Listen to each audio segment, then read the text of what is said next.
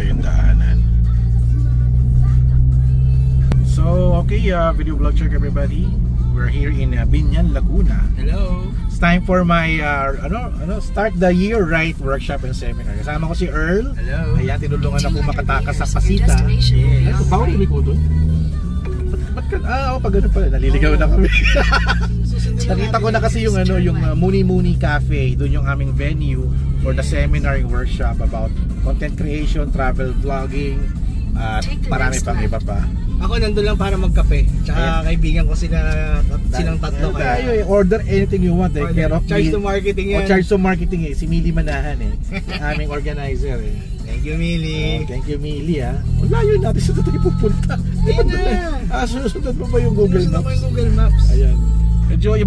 Medyo commercial area itong no? Yung areas parang feeling best Madami siyang mga, it's parang community. May mga condo. Ayan. Mga village. Hindi pa develop. Oo, ito may Robinson's Easy Mart. So medyo parang palapas tayo ulit paikot lang talaga. Kasi yun na yun yung may roundabout. Ayan. So ito yung pavilion. Bumalik uli kami. Google! Mali! Nagkamali yung Google Maps namin. Okay. Wrong turn. Yung Starbucks Alright, ito na yung Muni Muni Cafe sa taas. Park na si Earl doon. Okay, check natin.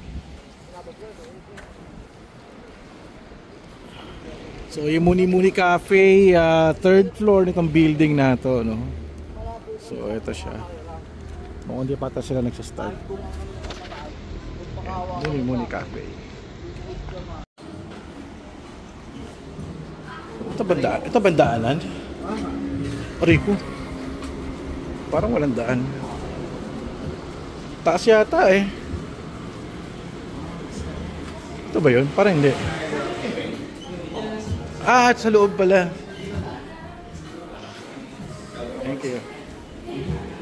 Muni. Ayan, Narnia.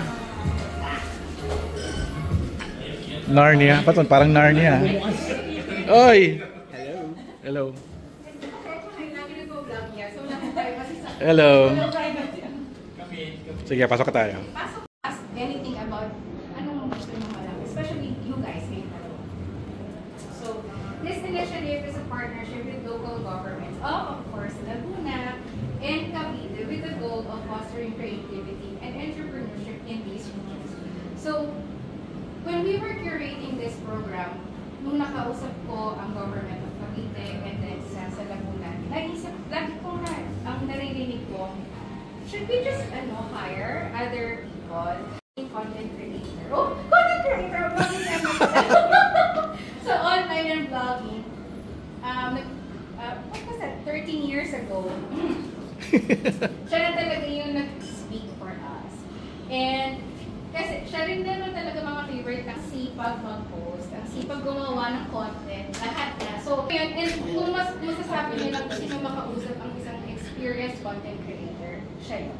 So, yeah. So, follow him, Instagram, Facebook, YouTube. Ano ba? RCBC Tech Arm. So, I'm always in tech. Sa tech, sobrang bilis ng galawan. So, I'm a charity advocate. I have my own charity foundation. It's called Kindly Charity. We have pananagutan ako sa community that I serve using my charity foundation. As an author, may pananagutan ako sa readers. As a public speaker, may pananagutan ako sa inyo. So, as a student, and blah blah blah blah blah blah. So, ngayon, our next speaker is si Sir Russell. Si Russell na kagad? Si Sir Russell is a sales and marketing strategist with over 20 years of work experience. He has worked in different corporate industries throughout his career, making him an individual with diverse experiences from different markets. So, siya naman, di ba, si Luis, kaya ganun tayo, naka-ano tayo sa mga topics para hindi magulo. So, type natin. And once we kaya na natin ito, paano natin ito ma-apply sa isang corporate You have something that you're passionate about? if you're passionate about, great. Wouldn't it be great if you can earn from it? Of course. Do you have a plan? Maybe not. So me as the lightsaber guy, you know, shaper, bakit ako siya lightsaber? Yeah, that's me. So yun lang pong very short intro. So very marketing. This is what it is. What we call dual grade lightsabers. Yun yung mga familiar to Star Wars. I'm sure, sino namang hindi yun ng Star Wars. Pero ito siya. Pinalalaro talaga ng mga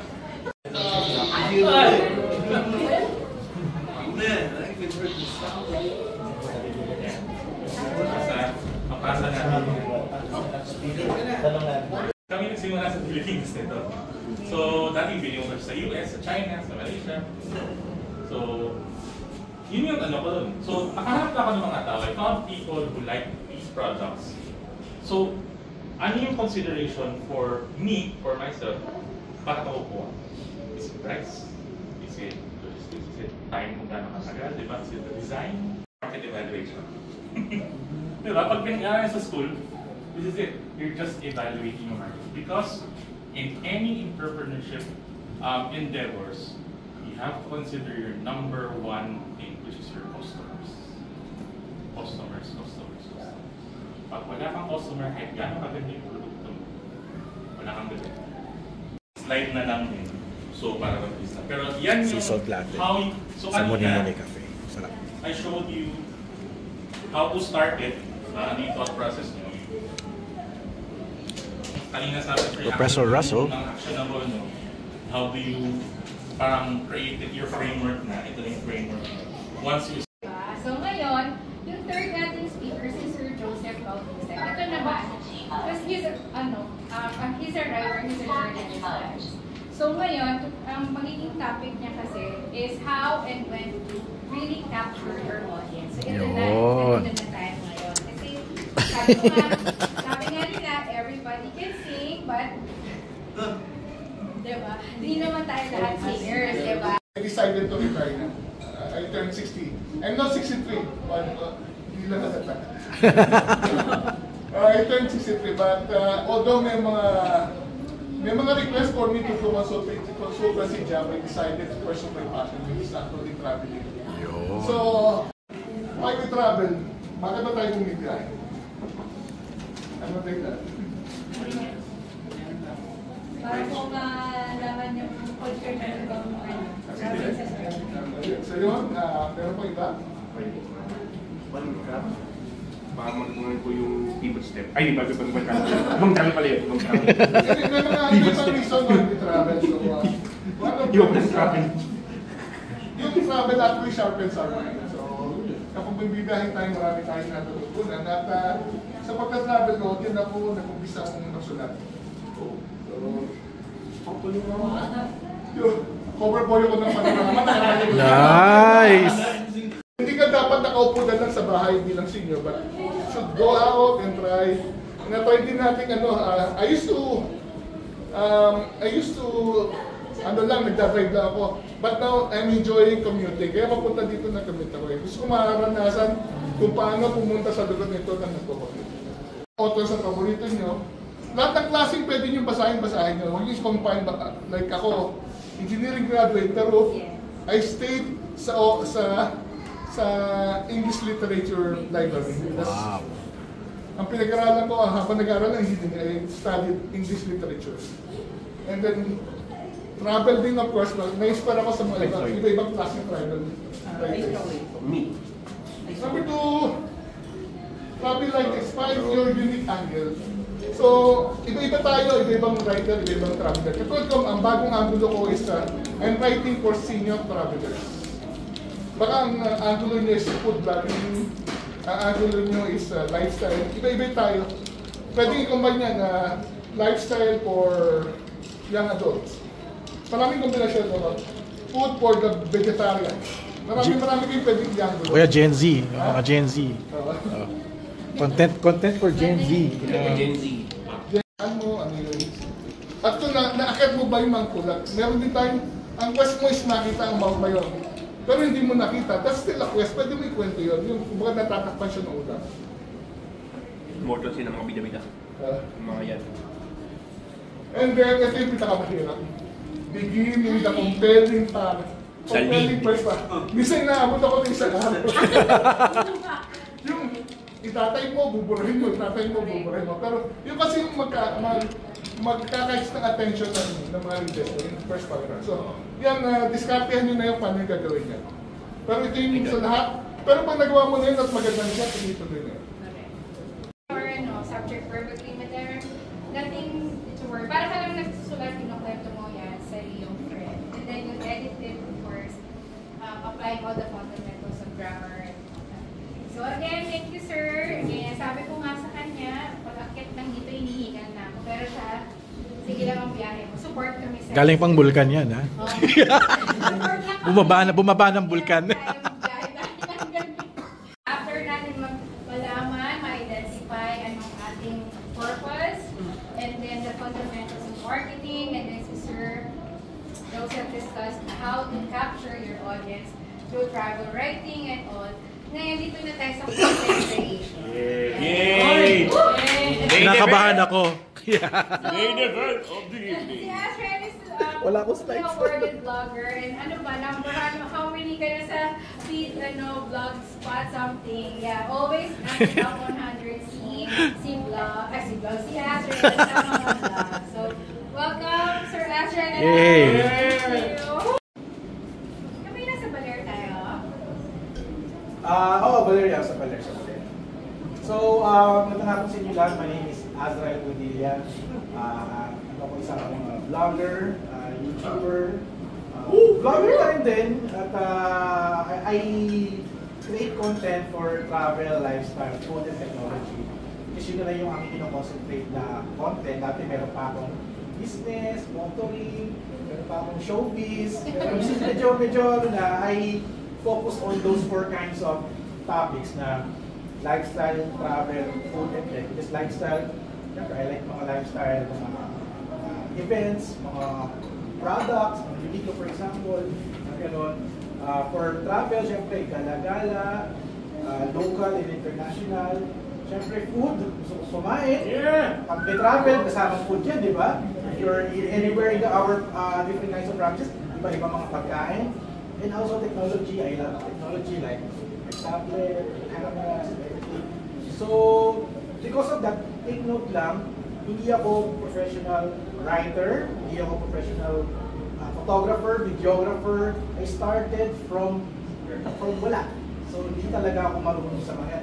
Hindi ako nag-aral, wala akong certificate, wala akong diploma. But, from the years of content creation,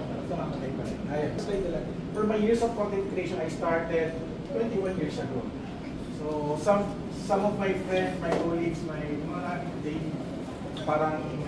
they call me as a veteran na. Lolo. Kasi 2003, that's the year I started blogging. Blog pa, so all on writing. But the blogging starts as my journal. My diary. Doon ako nagsimula talaga, writing stories. Pero syempre, bata pa ako noon. Medyo iba yung mga ginagawa ko as a teenager, for example. So, nakita mo at experience mo. For content creation, hindi siya ganoon kadali actually. Kasi ang tatama kasi dito yung integrity. The information you're posting, kailangan credible ka, kailangan hindi fake. Yun ang medyo fragile for travel content kasi pwedeng mapalagay sa peligro yung readers dahil sa content na pinost mo. Pwede rin magkaroon ng confusion na you posted about a place na yun pala is hindi na pala nag-exist. Yung mga ganun tayo. Kaya minsan may mga times ako na there's some establishment na nag-close na pero sa vlog ko pala, sabi ko, shit, walang gawa ng update ko. So nag-update ko lang ako na take note that this hotel is already abandoned, closed na. So need to update it on ko. Kasi may mga readers na nakakita na sabi nila, pumunta kami sa sarado na. Kasalanan ko, kasi namin sa vlog ko, kasalanan din nila, hindi sila nag-research na kung open pa ba. So, yun ang aking pwede mo share about the introduction for travel content creation. Hindi ko lang alam kung bakit magawa ng approach, but ang masabi ko lang is, Ayan. Travel is not about the journey or destination. It's about the story. Minsan kasi, pag nakita ko sa social media, no, okay, it's all about the destination, magkano yung binasto, magkano yung papamasahe, okay lang naman yun, okay lang naman yun. But what you're seeing on social media is very different if you are writing a travel story. It's different if you're writing or making a video about travel vlogs or travel videos. Marami kasing way of creating content. What you're seeing on Facebook, for example, are just a parang menu of destination, menu about travel. Hindi siya ganun ka more informative. Halagay lang doon, nasaan siya, ito yung entrance fee, ito yung makita nyo, mga lugar. But, asan yung totoong story about? Nabudol na ako. Ito na, nabudol na ako. Nasa Baler kami. Kami namili. So, nasawa na kami sa hotel, sa resort. Labas tayo, kain tayo ng pagkain sa karinderya. So, pumunta kami sa town. So, kasama namin si Aaron. He is Numo TV on YouTube. Sikat yun. May alam ako sikat na buffet. Sa Baler, buffet sa Baler. Pumunta yung linda, masarap daw. Pumunta kami. Pumunta na kami nun. Okay. Puro kaldero. Okay, buffet na. So, we tried it. Shucks, hindi masarap. Buti na lang, yung in-order ko masarap. Kasi I ordered a stuffed grilled squid. Sarap mo, diba? Yung mga kasama may order lang yung hindi daw masarap. So nagkaroon kayo sa kasamaan namin. Kasalanan mo to. Dahil na TikTok budol ka. Sabi, kala ko talaga masarap eh. So yun pala, may mas masarap pa palang buffet doon sa kabilang street lang pala. Nagdaanan namin, busog na kami. Dami tayo. Ito pala yung masika. So ganun yung nangyari. What you see on social media. Dahil TikTok video lang siya, ay hindi ko masisirain yung mga nagtitiktok. No? Dahil TikTok video siya, iba yung POV review ng isang gumawa ng video. It is his experience. So pag nandun ka na-experience mo na, balik sa kanila. Kaya yung mga tao are competing or debating online. Sabi niya, dito na masarap eh. Di ba kasi nagtitiktoker na sino pangalan na lahat daw na kinain na masarap. 2, 3. One more. 1, 2, 3. Okay na yung kakarama. Okay na yan. Okay na yan. Ayan na. Marapol tayo ng gongcha. Gongcha. Yan eh. Number 7. Nanalo ng gongcha. Oh, gongcha. Thank you. Alright, that's the end of our workshop seminar. Kain na kami ng dinner. Let's go. Thank you kay Muni.